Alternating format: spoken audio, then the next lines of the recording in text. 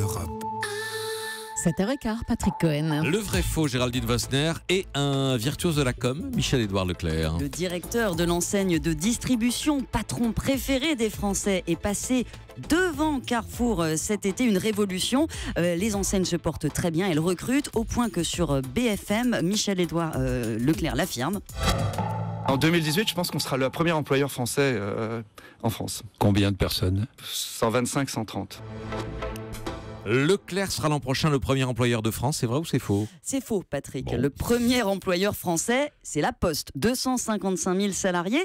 Et dans le privé, Carrefour est toujours en haut du podium. 177 000 personnes travaillent dans ces enseignes et 115 000 sont directement salariés de Carrefour, qui est un groupe intégré, un modèle totalement différent de celui de Leclerc, qui est une fédération d'indépendants, une coopérative. Ensemble, ces indépendants rassemblent 123 000 salariés, mais le groupe n'emploie directement que quelques dizaines de personnes au siège de l'association qui rassemble les patrons. 16 000 travaillent pour le groupement d'achat du réseau et ses coopératives qui gèrent la logistique, mais chacun des 660 magasins Leclerc est indépendant, gère son personnel comme il l'entend, et ça a son importance du point de vue de l'employé qui, par exemple, ne peut pas être reclassé dans le groupe s'il est licencié. Donc Leclerc n'est pas le premier employeur de France, mais c'est bien devenu la première enseigne. Oui, c'est une révolution d'ailleurs. Cet été, Leclerc est passé devant Carrefour. 21,2% de part de marché, ça se joue à pas grand-chose, d'où ce push de communication pour conforter son avance.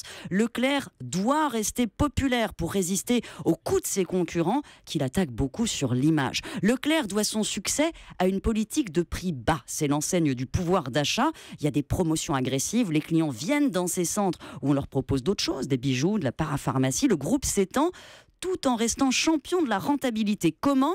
Les prix sont durement négociés avec les fournisseurs et l'organisation elle-même permet d'économiser sur les coûts sociaux. Là où Carrefour doit gérer une énorme structure avec des syndicats, des primes, les lourdeurs que ça implique, Leclerc est libre, pas de syndicat central, chacun gère comme il veut son propre magasin.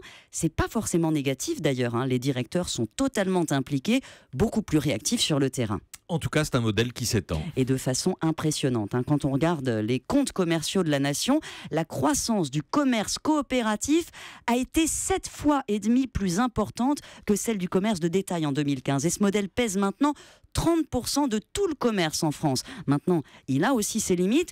Cette guerre Carrefour-Leclerc illustre un changement de société. À quel point il faut se libérer des contraintes pour rester compétitif.